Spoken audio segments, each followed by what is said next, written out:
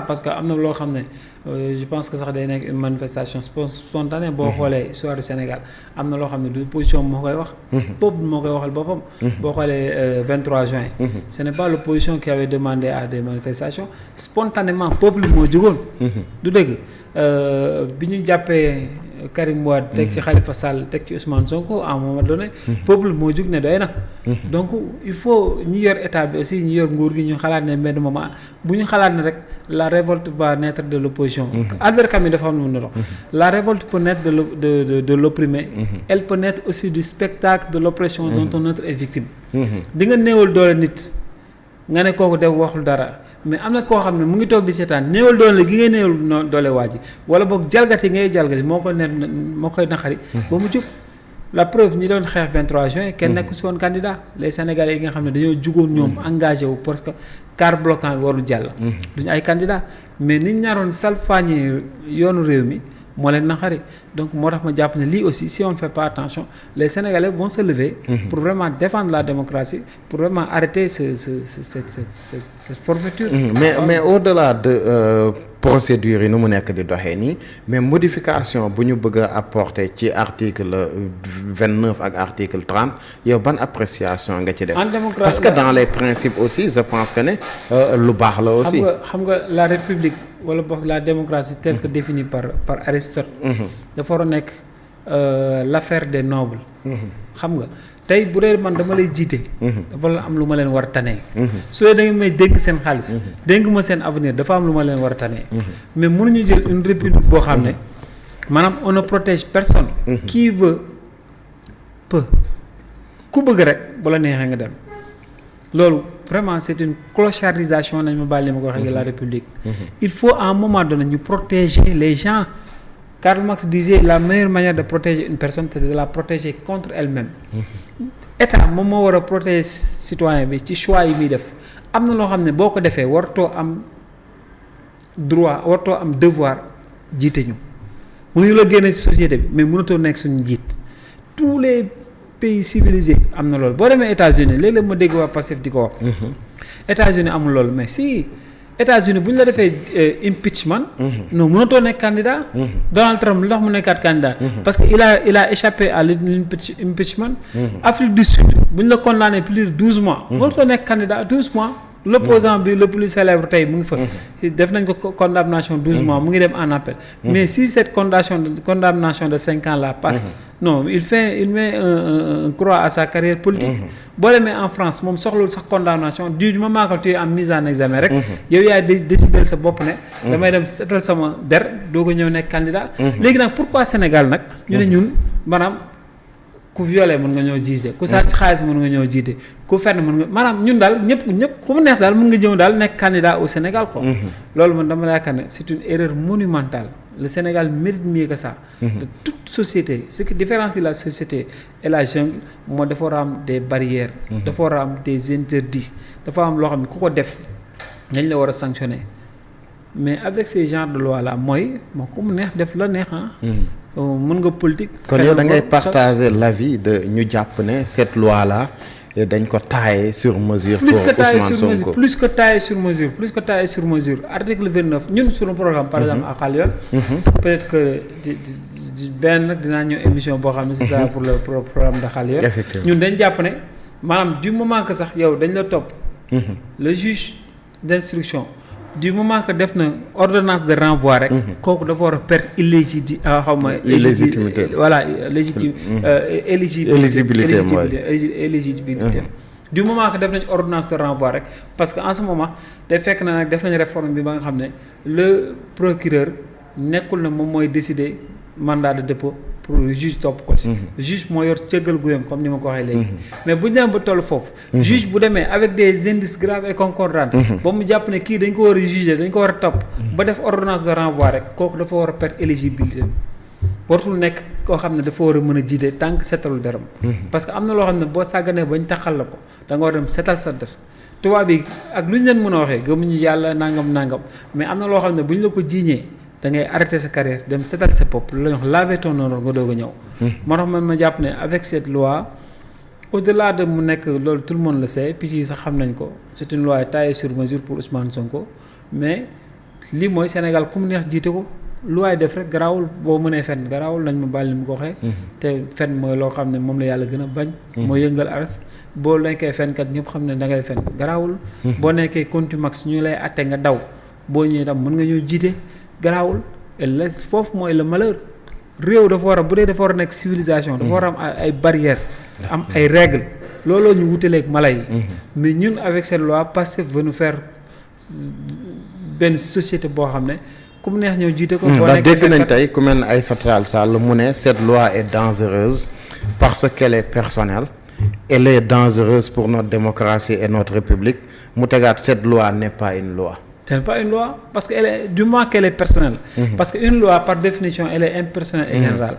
Mais yow déjà monture bi ma gis ci site présidence.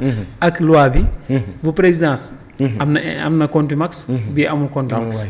du dëgg bu présidence boo xoolee diffamation bii amul diffamation mais léegi loi bi pour kan la Ousmane Sonko la et effet rétroactif aussi je suis pas juriste mais damay documentation mais ñoom def nañ ko ci quand même voilà effet rétroactif boo ko bëggee indi loolu day fekk ne législateur bi assemblée bi dafa war a expliquer lan moo tax muy ni effet rétroactif parce que une loi ne peut pas rétroagir quand même mënuma laa def benn loi bu bees ba pare ne la non léegi loi bi day appliqué aussi yëfu démb yi. nga parce que ñoom noonu lañ bindee loi. noonu lañ bindee loi bi donc de part boo ko liiree rek da nga xam ne loi bi dafa am ñu visé. parce que loolu même loolu buñ ko attaqué conseil constitutionnel. man dama gëmul parti boobu rek ragal naa ne. mën na daaneel loi bi man dama gëmul ne loi bi mën na jàll conseil da koy rejeté man boog man gëmuma ko man dama pour man dañ fi nekk di wax nii rek ba seen yàpp sax ñeex mais bu ñu demee conseil constitutionnel da koy rejeté. mais ban urgence la ñu am tey pour ñu gis tey député yi bokk Pastef yàkkamti pour vraiment yóbbu loi l'urgence de faire plaisir à Ousmane Sonko premièrement deuxièmement l'urgence de voter cette loi avant que 2 ans yi di mat pour ñu mën a dissoudre assemblée parce que xam na ku ne xam na ne assemblée bi du assemblée 2020 décembre incha allah prochain dañ koy dissoudre loolu sax la wax. bu amee 2 ans donc leur urgence ce n'est pas un calendrier républicain.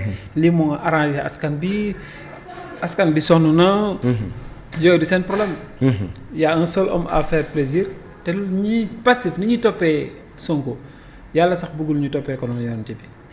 nit boo koy topp da nga koy topp ci dëgg maanaam topp bi nga koy topp da ngay référé wu ci dëgg mais doo référé wu ci jëmm ci c'est ça le problème maanaam loolu ni façon bi seytaane moo leen moom bu yàgg te bu la seytaane moom mooy nag ngay dem ak la haine non doo def lu baax moo tax lu ñu def bu ñu demee conseil constitutionnel dàq ko te man dama gëm ne lii bu ñu demee conseil da koy sànni. mais yow juriste nga. xam nga avocat nga. lépp nga jàng nga droit boo bindee ba pare ñi jàngul droit sax ne la lii baaxul. te bu demee conseil constitutionnel lii baaxul. Cour suprême li mu wax tey Farba Ngom toogoon nañu fii ñu ne la dossier bii du dem fenn. procureur doon guddal ci rek bi mu demee Cour suprême. nee na leen sànni leen. loi interprétative bi ñu waxoon aussi. ba mu demee ne woon nañ leen Amadou Ba bu ñu demee conseil constitutionnel da koy sànni. te ñun man boog jànguma droit. du dëgg ñoom bi ñu demee conseil constitutionnel sànni na ko. mais lii une loi par nature sax dañu la wax ne une loi elle est impersonnelle et générale. même en gestion des entreprises. nii rek yow mënoo teg un règlement intérieur là on peut pas parler de droit mais mënoo teg un règlement intérieur wala nga teg ay normes yoo xam ne pour viser une personne. loolu rek déjà loolu ça ne marche pas. loolu du dox. mais tey est-ce que yow Lamine da nga jàpp ne Ousmane Sonko dafa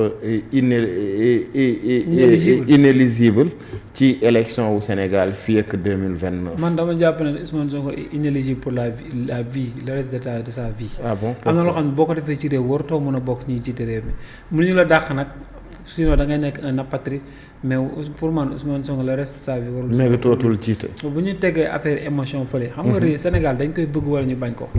mënuma comprendre yow. nga taxaw. wax ay wax ci gor ñëpp xam nañu dëgg. nga ñëwaat ne waxuma ko woon ñu génn la waat ne yaa ko wax condamnation par diffamation bi laa bëgg wax beneen bi contumace bi beneen bi déclaration yi mu fi waxoon aussi Macky Sall rek a fi mënoon nekk président de la République pour Ousmane Sonko di ko fox su fi Abdou Diouf nekkoon su fi Senghor nekkoon su fi Abdoulaye Wade nekkoon wala mu waxee ko feneen États-Unis dootuñu wax Ousmane Sonko moo tax man na jàpp ne. waxuma sax 5 ans mais kuy wax loolu ci réew waroo jiite réew mi loolu c'est mon point de vue. mais suñ ñëwaatee si l'esprit de la loi. moom moo la gën a xam ne d'ici 4 avril 2029. mënul déposer bokk élection. dégg naa nag Abdi Naar xaw ma son avocat la dañuy gëmloo ko ne bokkoon na ci élection locale yi. xaw ma législative yi non foofu. ba nekkoon tête de liste. comme ils sont de mauvaise foi. lan moo tax si mu bokk ci élection législative yi. parce que loi bi dafa ne les élection législative bu ñëwee liste yi kenn rek moo la am droit soulever irrégularité mooy ministre de l'intérieur. yow boo nekkee candidat dem soulever irrégularité. donte irrégularité bi am na. mais yow waroo ko soulever. ça c'est la forme. quand la forme tombe.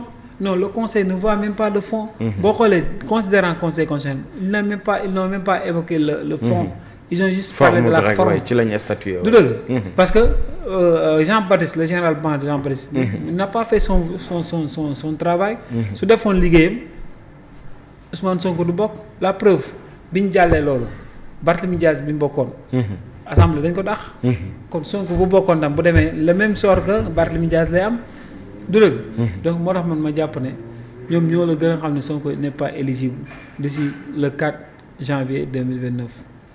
voilà donte nag dañoo bëggoon sax mu bokk ñu xool mentalité sénégalais yi. est-ce qu'il continue de faire. non su bokkee day ravager gars yi. moom boobaa ñu xam ne Sénégal la ñoo bëgg lu bon rek. loolu laa jàpp rek parce que tamit affaire yi fi mu toll nii. émotion rek moo mën a tax nga jiital ko mel ni Ousmane Sonko. loolu laa jàpp émotion rek mais mënoo ko teg ci raison ci développement ak fi ñu réew yi mook Diomaye nag pour man ñoo bokk catégorie voilà. d'accord suivre nga li xewoon fële ca New York pour audition wu Macky Sall bi naka nga